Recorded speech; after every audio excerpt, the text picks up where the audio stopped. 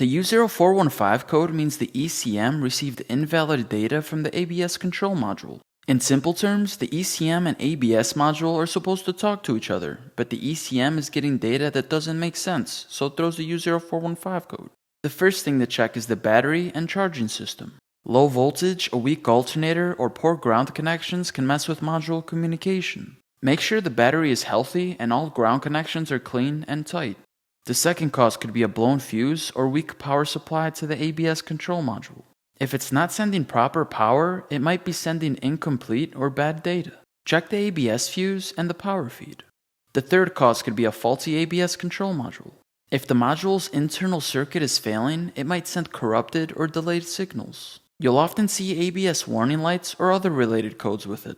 The fourth cause could be a bad connection on the CAN bus wiring. If there's a short, broken wire, or too much resistance between the ECM and ABS module, the data can be distorted or lost. The last possible cause is a software issue or a module mismatch, especially if something was recently replaced. Some vehicles may need a reprogram to get all the modules back in sync. If you've dealt with this code before, drop a comment below and share how you fixed it. It could help someone else out.